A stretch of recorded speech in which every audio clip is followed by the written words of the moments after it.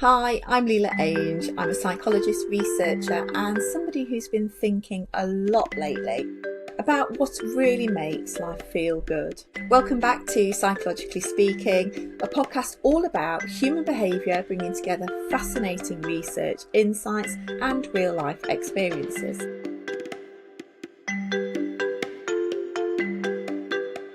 This season, we're exploring joy and how joy actually moves through our lives, how it shifts us, and what it makes us do.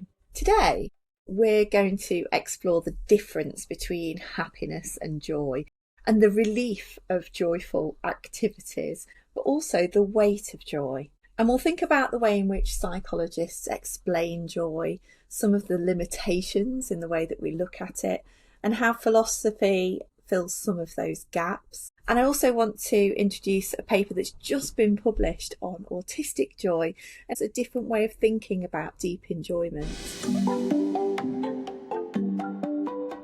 In psychology, joy is a really positive emotion. It's most often studied with the idea of this positive psychology.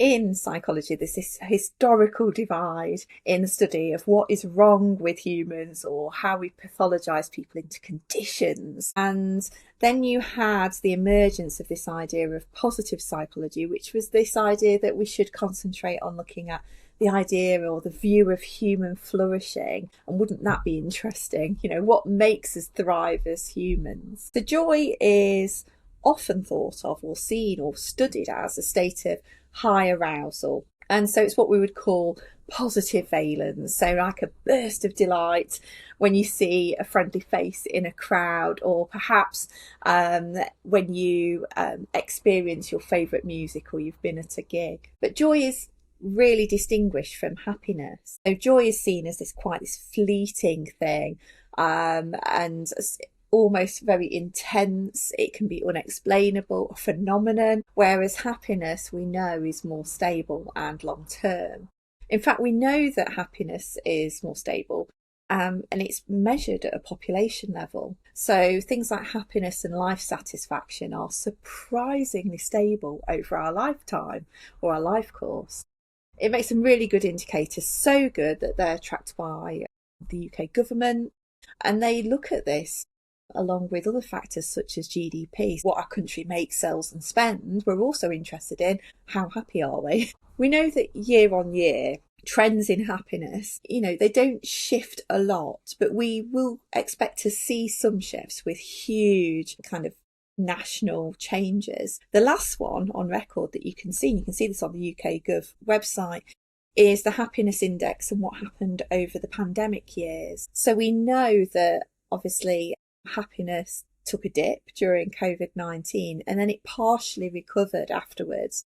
But we haven't actually seen a return to pre-pandemic highs. Up until the pandemic, average satisfaction and happiness was increasing. So we know that these types of measures, they don't just capture mood, they're reflecting broader conditions, what else is going on. And I want you to think about that, because we're going to come back to this idea of joy as something that is studied or thought about in isolation of other factors. So when we think in psychology about joy, we tend to theorise the idea that joy is a bit of an enabler because it expands our attention and builds long-term resources.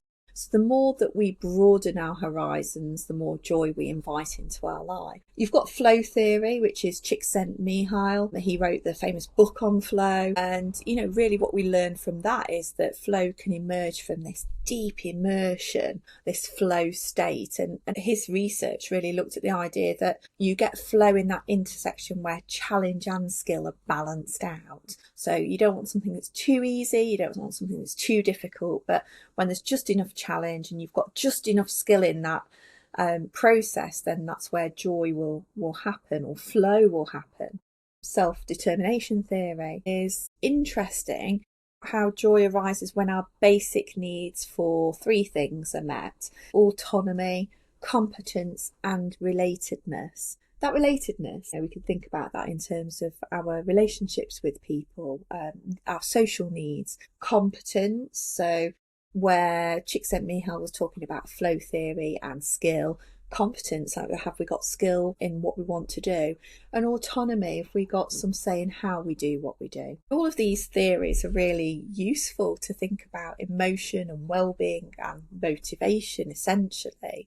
They can help us to understand those really practical ways in which we can increase joy through things like play and purpose and social connection with other peoples. But there's a limitation of these psychological theories, and they tend to be quite individualistic, and they're not looked at in terms of context. So they're not always capturing things like our embodied emotions, sensory or environmental factors. In fact, you could say that they're often kind of assuming this universal or this emotional experience that is standard across most people, and that might not fit neurodivergent people. A researcher at the University of Birmingham, and Elliot Wassell, and they've researched the experiences of autistic joy. And the reason this landed on my in my emails really is because the researchers used a community to recruit their participants. So we know that these people are already part of an affirming community for neurodivergence. But the study really flips the script or these ideas about how we typically talk about autism, because instead of focusing on struggle, this research really saying, well, what brings autistic people joy? And the researcher themselves is an autistic academic. So they've centred this research from that autistic voice. They wanted to challenge this historical view of pathologising. A lot of studies around autism are very much, deficit or, loss or difficulty. So they looked at 86 autistic adults, mostly women, non-binary participants. It was autistic-led and a participatory study. This was centred on autistic voices rather than observing from the outside. And we look at these things as markers of good open study in science. So the key question was, what does bring autistic people joy? And what gets in the way of joy as well? Autistic joy is often ignored. It's possibly seen as something quirky or weird or a regulation strategy. It's powerful, it's underexplored. So he looks at philosophical ideas to show that joy isn't just a fleeting moment. And isn't that interesting? Because what we said right at the beginning of this podcast was that joy is often seen as a fleeting moment, something that happens as a bit of a spontaneous or a phenomenal thing or in a state of flow, and it's not as stable as happiness. So this research isn't saying how do we fix autism. It's like, well, what if we created environments where autistic people can thrive? I think one of the really joyful things about the research is that it shows just how joy happens, and the themes that emerged were things like sensory pleasure, so colours and music and swinging movements, the deep absorption, which I think you may have seen this written as monotropism. So it's thought of as almost like a medical term of a focused flow state. Also how repetition and ritual bring comfort and delight. And I think about this a lot, actually. I think perhaps in previous generations, people had ritual in their life, possibly more than we have ritual now as adults.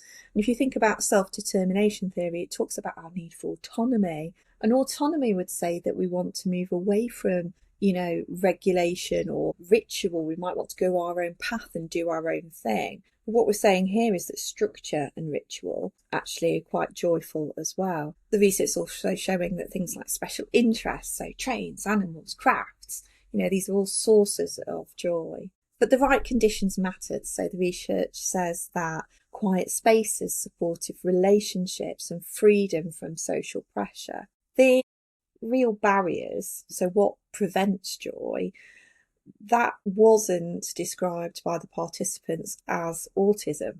So autism in itself wasn't stifling joy, but it's other people's lack of acceptance. I suppose there's a deeper insight. The study is showing that this isn't in spite of being autistic, that people can experience joy. And I'm going to come back to that idea of in spite of later on. But it supports this neurodiversity paradigm, the idea that there's natural variation in our human experience, and it's not something to be cured. So an act of almost resistance, it's radical to be who you are in a world that expects people to conform, and being visibly joyful through stimming and deep focus and immersion in niche passions can be really liberating.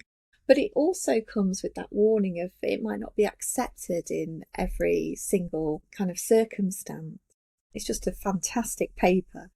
But if you're autistic or neurodivergent or just curious about what it looks like to flourish, I suppose, on the margins, this paper's asking us to rethink how we think about joy, how it's experienced, how it's expressed, and a reminder that it's not just a personal thing. One of the theories then that the researcher is using is a philosophical one called assemblage theory. I really like the way that it uses this theory to understand the world not as fixed categories. And I think anybody who, say if you've got children or you are neurodivergent or you're around neurodivergent people, this idea of labelling being both a curse and a blessing sometimes.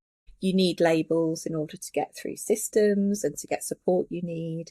Labels can be really affirming and identity rich, but labels can also be pathologizing, and they can be unhelpful, and they can be used to, as a social scientist, we say, to denote an in-group and an out-group, which can have both positive and negative outcomes. But this idea of assemblage theory is saying that if we move away from fixed categories and understanding how complex systems are made up of many interacting parts, and I think that's such a human way to think about how we can coexist in multiple identities, this intersectionality, if you like. The research is really saying when all of parts and your environment come together in the moment, that is assemblage.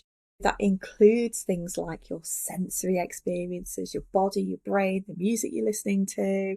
Could be the cat on your lap, memories, the room you're in, the weather, past trauma. It could even be your favourite mug that you have your tea in. But all of these things create this kind of temporary situation. And one philosopher, Deleuze, called that a territory of becoming. I think the key things to take from this paper is this person in the right environment, doing what they love, surrounded by people who get them? And I would say that's possibly at the heart of my research questions as a social scientist and a social psychologist is, how do people flourish in the right environment, and what's that right environment? But let's go back to Maslow for a little bit, because his hierarchy needs is one of those enduring theories. It's been replaced by self-determination theory largely in psychological circles. This triangle, at the bottom you've got basic needs like safety, food, water, for example. And then as you move up the triangle, the hierarchy, you can get to this area of self-actualization. And, quite a few people have hypothesized that some people may never get there. But I want to challenge this idea that joy is a pinnacle of success, or that transcendence, if you like, that Maslow was talking about, and that joy can coexist with emotional weight too. And turn to two portraits in the National Portrait Gallery to explain this idea of emotional weight. If you want to see these images for yourself, then head to www.leilaange, so that's leilaAinge.co.uk/joy. I've uploaded the images that I've taken and full links to the artists and their websites for you to enjoy. Both of these portraits are free to view at the National Portrait Gallery in London. It is a child-friendly place. So last weekend I was at the Oasis concert, and in itself it was one of the most joyful experiences I have had in the last 2 decades. A number of things made it really joyful. Being with my husband, singing with 90,000 other people. We know that music and singing in psychology is rich for joy. But Monday morning came and the joy had left the building. And after a very good breakfast, we had time to kill. So we decided we'd go to the other end of the cultural spectrum, from Wembley Stadium to an art gallery. And I'm going to describe the image that first caught my attention. So this is by an artist called Yvadne Davis. It's a self-portrait and she's sat on a brown sofa to one side and she looks visibly exhausted. She's in this pink kind of two-piece, like kind of loungewear suit with a red design on it. And you can see the weight of tiredness on this individual. But what makes this so striking is in the background, you've got this child who's in movement and they are what looks like running across the back of the sofa. And I want you to imagine a small child running across the back of a sofa and squashing down those back sofa cushions. And I was drawn to this because it's the summer holidays and I feel like I'm constantly moving around my own house and refluffing up pillows and putting things back in place. But also it was just such a relatable image. It's something I remember doing myself as a child, pulling things off the sofa and playing on a sofa and having that joy. And so you've got this self-portrait of what we presume is the mother and the child, mother exhausted, child playing, joyfully in the background. Well, that's how I've interpreted it. There was a nostalgic element for this for me too, because it was a brown sofa. There was a brown sofa in my childhood, and I could remember the texture of this like kind of velour, velvety type of sofa, and just the memory of messing around and playing. And this child's in this bright red kind of party dress. The thing that brought me the most joy about this picture is when I got closer. So I walked into the gallery to read the caption. The title of this piece by Yvadne Davis is called Inset Day. And I thought, well, isn't that just amazing? I've been talking this year about the fact that adults need their own inset day. And here's a picture that describes, I suppose, the weight and the tension and the joy of being a parent, of holding space for that child to have that joyful experience while you're sat there looking utterly exhausted and like you've got the weight of the world on your face. And there were some things that made me think about the weight of joy. It's the idea that joy coexists around tiredness and exhaustion. The second piece of art then was it's a portrait by the actor, Cush Jumbo, and she's most well known in the UK for playing Lady Macbeth alongside David Tennant in the theatre. And she was also in a brilliant TV series called The Good Fight. The Good Fight is an American TV series. It was described as a controlled explosion of fury at the Trump era by the journalist Lucy Mangan. And it also stars Christine Baranski. So if you're interested in that kind of thing, it's very satire. I would go and give that a watch. But this portrait of Cush Jumbo is by Zoe Bookman. And what you see is a piece of vintage textile. And it looked to me to be like an old cushion with a scalloped edge. And then on top of this, the artist has embroidered in line embroidery Cush Jumbo's portrait. The really interesting thing is, there are threads hanging. And I thought that was quite interesting. The idea that, it was undone, that it was not quite finished, if you like, or that these lines were still, ready to be sewn in. And I thought that was quite interesting from a portrait perspective. But then when you read the caption next to this piece, and the title of it is called, "Why Don't You Just Tell Me How You Want Me to Be, Baby? And I'll live like water around you." And so Zoe is saying that this is part of a series of portraits. She's saying that this series of portraits were really celebrating the idea of women's capacity to go through experiences such as miscarriage and violence, and yet to still choose joy. And I thought that it is a choice, isn't it? And in contrast to the other piece and how parenting is tough and it's hard, but it's simultaneously joyful. Parenthood is one of those unique experiences that can make you feel like you've been in a car crash whilst marvelling at the awe and wonder of tiny toes in the next moment. Zoe Bookman was kind of saying that these portraits were showing that. When I went home, I looked up the work of Yvadne Davis because I really, really enjoyed that piece. She's done a series of oil paintings on vintage wallpaper. And then you've got Zoe Bookman, who's also using vintage textile. So it was interesting. They're both using old textiles or thinking about, both artists are using old textiles in their work. In today's podcast, we've explored joy, not just as a fleeting emotional high, but something that's really textured and meaningful, and, it's sometimes heavy. We looked at how psychology frames joy through theories like broaden and build and flow, how theories such as Maslow's hierarchy of needs might fall a bit short in understanding how joy really coexists in our environment. We looked at the emerging philosophical views and research in neurodivergent areas of joy being very relational and situational. And we looked at that assemblage theory. And I like the idea that, that new research challenges the idea that joy only comes from people once people are fixed, that our basic needs, all of these kind of layers of life need to be perfectly in place to experience joy. Who gets to decide that? We get to choose joy, I think, is what I'm taking from Zoe Bookman's work here. So in reflecting on those two artworks from the National Portrait Gallery, I thought about the emotional weight of joy and how it coexists with tiredness, grief, duty, history. It weaves through everything. The coaching prompt or reflection for today: where in your life is joy? Where in life is joy showing up with weight? Is there a moment, a memory, or an experience where joy coexists with responsibility, exhaustion, or contradiction? What happens then if you stop waiting for joy to feel light and start thinking about the version of joy that is with you with weight? And you might want to journal this or think about it or simply notice it in your everyday life.